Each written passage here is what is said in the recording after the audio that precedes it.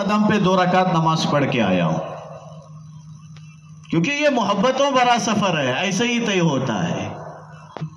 اسی لیے ہمیں اس بات کی تعلیم دی گئی کہ جو حاجی حج کو جا رہے رشک کی نگاہ سے دیکھو، محبت بھری نگاہ سے دیکھو، کیونکہ یہ حاجی اللہ کی محبت میں نکل پڑے۔ ایسے ہی دوسرا عمل ہے قربانی۔ جس جانور کو ہم ذبح کر رہے ہیں اس کے ہر حصے سے ہم خود نفع اٹھا رہے ہیں۔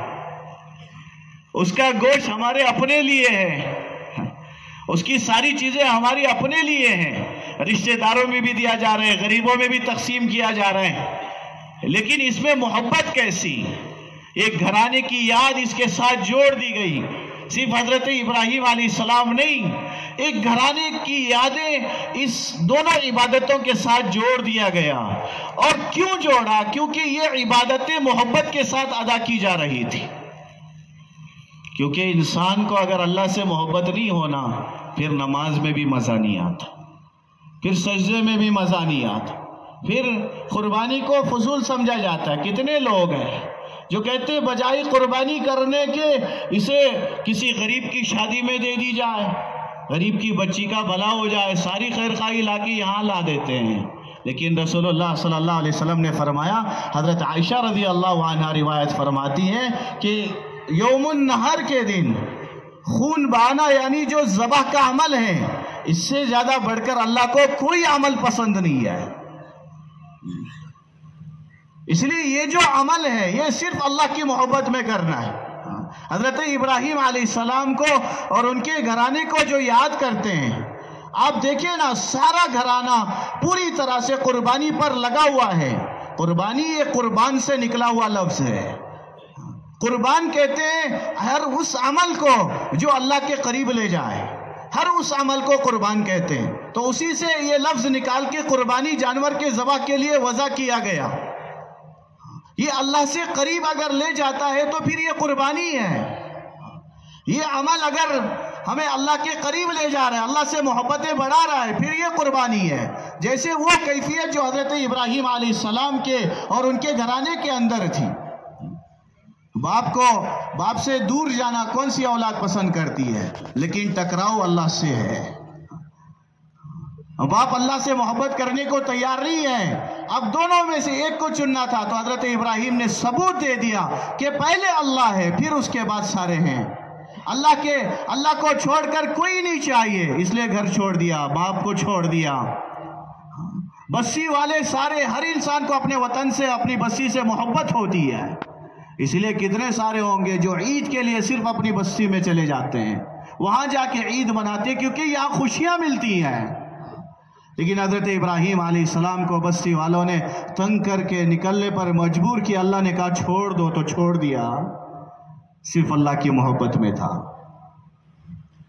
جس بچے کے لیے 80 سال سے زائد مانگا تھا، 1 سال کے بعد ماں باپ کی پریشانیاں بڑھ جاتی ہیں، سارے خاندان والے فکر کرنا شروع کر دیتے ہیں کہ ابھی اولاد کیوں نہیں ہوئی ہے۔ 80 سال 86 سال تک حضرت ابراہیم علیہ السلام نے اللہ ہی سے مانگا اور کہا اللہ مجھے اولاد نصیب فرما دے، اور اولاد بھی نیک مانگی، کیونکہ اگر اولاد نیک نہیں ہوگی تو وہی ماں باپ کہیں گے کاش یہ بچے پیدا نہ ہوئے ہوتے تو اچھا ہوتا۔ اللہ سے وہ اولاد مانگی جو اللہ سے محبت کرنے والی ہو۔ اسی لیے دعا کے لفظ جو ملتے ہیں، حضرت ابراہیم نے جو لفظ کہا ہے ربی حبلی من الصالحین، اللہ بیٹا وہ چاہیے جو نیکوں میں ہو، وہ مجھ سے تو محبت کرے گا ہی لیکن تجھ سے محبت کرنے والا چاہیے، اور جو محبت کرتے اسے قربانی دینا پڑے گا۔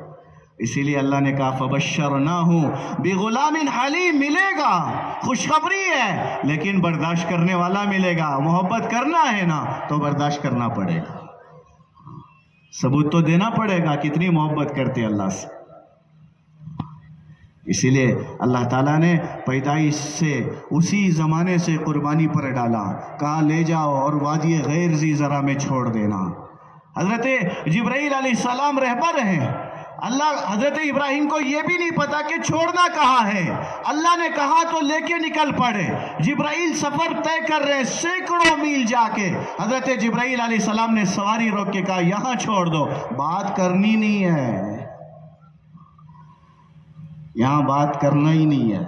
تو حضرت ابراہیم علیہ السلام نے اپنی بیوی کو ان کے ہاتھ میں بچے کو دیا اور تھوڑے سے کھجور اور پانی رکھے اور وہاں سے نکل گئے. میرے بھائیوں, واقعہ تو ہم نے بہت ساری مرتبہ سن لی, ہر سال سنتے ہیں, لیکن جا کے دیکھو نا محبت کس چیز کا نام ہے. محبت نہیں ہوگی نا اللہ سے, ساری رات موبائل میں گزر جائے گی, 2 رکعت نماز کی توفیق نہیں ملے گی.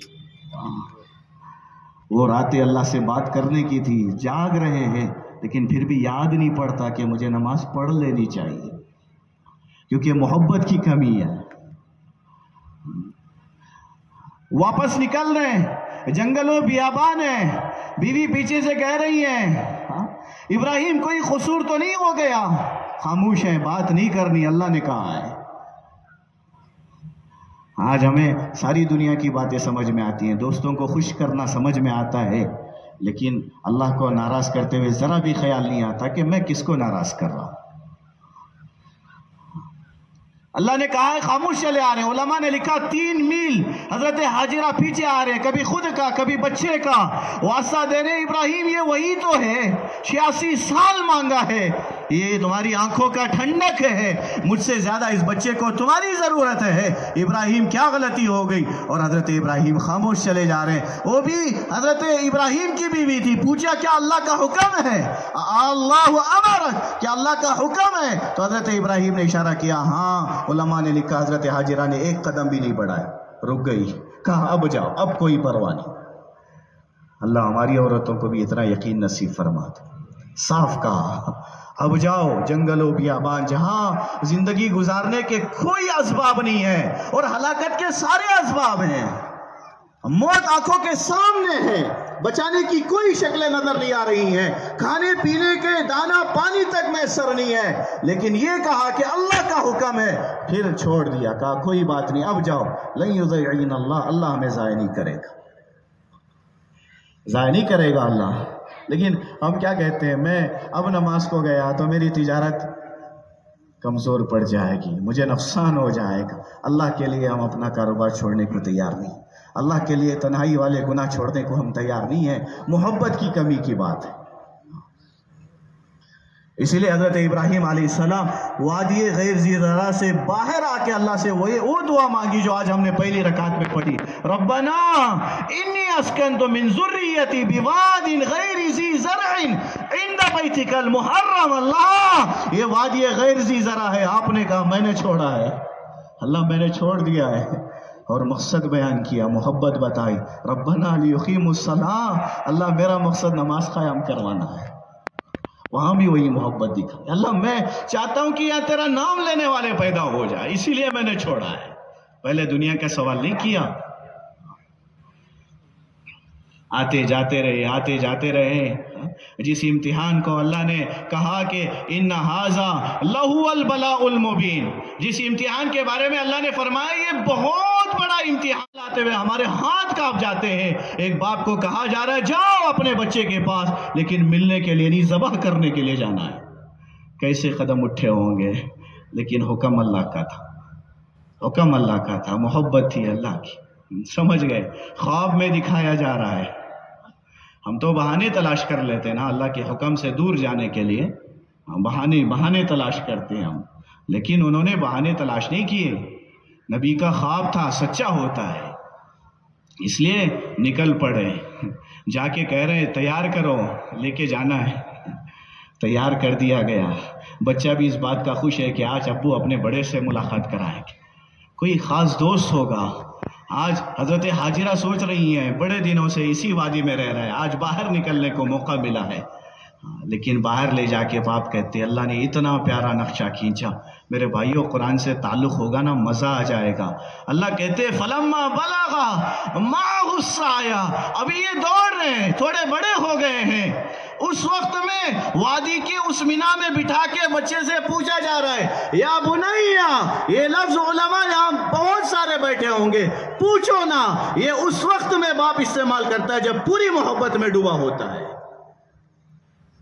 بیٹے ایسی بات نہیں ہے کہ مجھے تجھ سے محبت نہیں ہے، محبت ہے تجھ سے، لیکن معاملہ اللہ کا ہے، ذبح ہونا پڑے گا.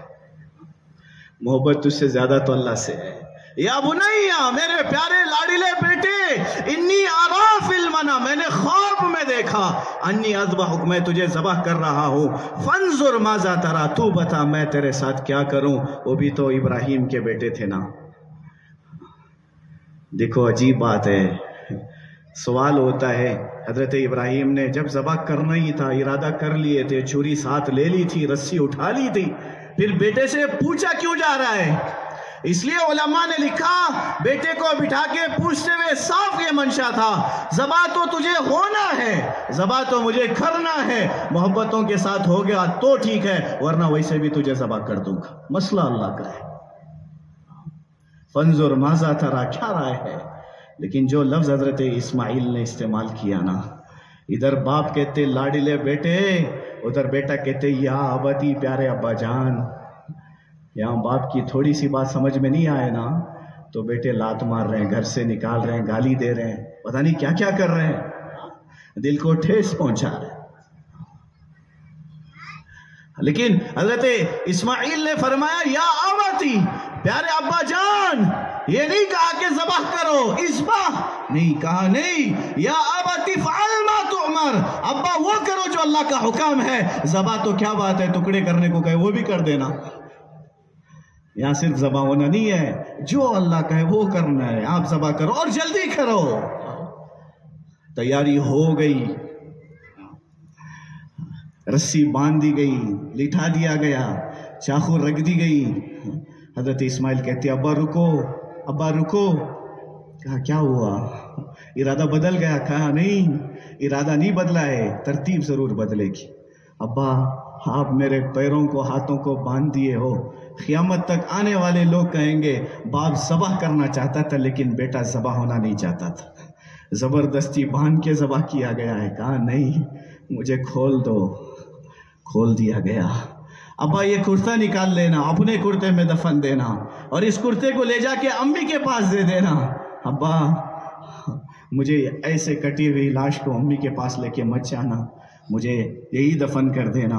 اور اس کرتے کو لے جا کے، میرے بھائیوں یہ سارا کچھ کیوں ہو رہا ہے؟ کس کی محبت میں ہو رہا ہے؟ سمجھنے کی کوشش کرو نا. ہم کہتے ہیں مشکل ہے، کوئی مشکل نہیں ہے، محبت کی کمی ہے. جب محبت آ جاتی ہے نا ہر کام آسان ہے. بچہ ذبح ہونے کو تیار ہے، کیوں ہے؟ کیونکہ یہاں اللہ کے پاس جانے کا مسئلہ ہے، محبت کا مسئلہ ہے. باپ ذبح کرنے کو، اور کس عمر میں؟ 90 سے زیادہ کی عمر ہو گئی ہے اور باپ ذبح کرنے کو تیار ہے. کیوں تیار ہے؟ آج لوگ ذبح کرنے تیار نہیں ہوتے. کہا نہیں، دوسروں کو بلا، وہ ذبح کریں گے، ہم سے کبھی ذبح نہیں ہوا. یہاں باپ اپنے بچے کو ذبح کرنے جا رہا تھا صرف اللہ کی محبت کے لیے.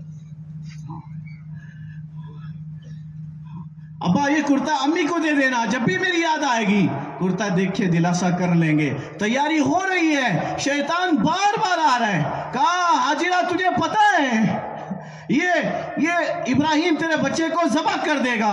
کہا چل یہاں سے. کوئی باپ اپنے بچے کو ذبح کر بھی نہیں سکتا ہے، کیسے ممکن ہے؟ کہا کر دے گا. کیوں کرے گا؟ اللہ کا حکم ہے. تو حضرت حاجرہ نے کہا مجھے اس ابراہیم سے شکایت ہے، کاش پہلے بتایا ہوتا، تھوڑا اور سوار کے بھیج دیتی. مسئلہ اللہ کا تھا، محبت کا مسئلہ تھا، بتایا نہیں. بیٹے تجھے پتا ہے تیرے ابا تجھے کہاں لے کے جا رہے ہیں؟ کہاں لے کے جا رہے ہیں؟ ذبح کر دیں گے. ارے جاؤ نا، اتنا لمبا سفر کر کے صرف مجھ سے ملنے کے لیے آتے ہیں میرے ابا، مجھے ذبح کر ہی نہیں سکتے. کہا کر دیں گے. کیوں کریں گے؟ کہا اللہ کا حکم ہے. تو کہا اس سے بڑی سعادت کیا ہو سکتی ہے، میں تیار ہوں. ابراہیم جبرائیل کر رہا ہے، خواب ہی تو تھا، کوئی اور راستہ ہے اللہ کو راضی کروانے کا، چھوڑ دینا. کہا نہیں، تو شیطان ہے، مجھے پتا ہے، 1 نہیں 100 اسماعیل ذبح کر دوں گا، مسئلہ اللہ کا ہے. یہ محبت ہے. ایمان کے دعوے کرنا یا رسول اللہ صلی اللہ علیہ وسلم سے محبت کے دعوے کرنا بڑا آسان ہے، لیکن عمل سے دکھانے کی ضرورت ہے. ایک باپ اپنے بچے کو ذبح کرنے کے لیے لٹاتا بھی ہے اور چھری چلاتا بھی ہے, چلانے کی کوشش بھی کر رہے ہیں, اور بچہ کہتے ستجدونی انشاءاللہ من الصابرین. ابا ایک حرف زبان سے نہیں نکلے گا, صبر تو میں کروں گا. صبر تو کرنا ہی ہے, آپ مجھے صبر کرنے والوں میں سے پاؤ گے. ذبح کرو, آپ کو چھوڑ کے جا رہا ہوں, اللہ کے پاس جا رہا ہوں. دنیا چھوٹی جا رہی ہے لیکن جنت میں جا رہا ہوں. مجھے یقین ہے میرے بھائیوں, یہ وہ نبی ہے جو ذبح کرنے والے ہیں. انہی کی ملت آج بھی ہماری امت میں چل رہی ہے. رسول اللہ صلی اللہ علیہ وسلم نے فرمایا میں ابراہیم علیہ السلام کی ملت پہ ہوں. وہ نبی جو نیچے سوئے پڑے ہیں ذبح ہونے کے لیے, جو گردن کی رگیں اوپر لا کے کٹنے کو تیار ہیں, وہ نبی ہے جس کے خاندان میں کائنات کے سب سے افضل نبی کو دنیا میں آنا تھا, محمد الرسول اللہ صلی اللہ علیہ وسلم. لیکن یہ عمل کیوں کروایا جا رہا ہے؟ دیکھنے کے لیے کہ محبت کتنی ہے, کتنا پیار کرتے ہیں. اس لیے حضرت ابراہیم علیہ السلام جب تیار ہو گئے, لٹھا دیا ذبح کرنے کے لیے, چھری چلانے کی دیری ہے. حضرت ابراہیم علیہ السلام پوری طرح سے تیار ہو کے ایک نظر اللہ کی طرف اٹھا کے بات کی, اللہ تجھے لگتا ہے کہ میں تجھ سے زیادہ اسماعیل سے پیار کرنے لگا ہوں؟ یہ ہو ہی نہیں سکتا ہے, یہ ہوگا ہی نہیں. تو مانگا ہے میں اپنے جگر کے ٹکڑے کو ذبح کر دوں, ٹھیک ہے تیرے لیے ذبح کر دیتا ہوں. چھری چلائی. علماء نے لکھا چھری چل نہیں رہی ہے تو چھری سے خطاب کیا تھا, ارے میرے اور میرے اللہ کے درمیان میں کیوں آتی ہے, ذبح ہو جانا. جب یہ کٹنے کو تیار ہے, میں کاٹنے کو تیار ہوں, تیرا کیا مسئلہ ہے, تو کیوں ذبح نہیں کرتا, مان جانا. ڈال کے زبردستی ذبح کیا, آنکھوں پہ پٹی بندھی ہے, ذبح ہو گئے. کیسے ایک باپ تصور کرے نا, اگر آج صرف اتنا کہہ دیا جاتا کہ ہر حاجی اپنے بچے کے ساتھ آئے گا, مینا کے وادی میں بچے کو لٹائے گا, اس کی گردن پہ صرف چاقو رکھ کے اٹھا دے گا, حاجیوں کے ہاتھ کانپ جاتے. لیکن مسئلہ اللہ کا تھا, باپ لٹایا بھی, بوڑھا باپ ہے, لٹایا بھی, چاقو بھی رکھی, ذبح بھی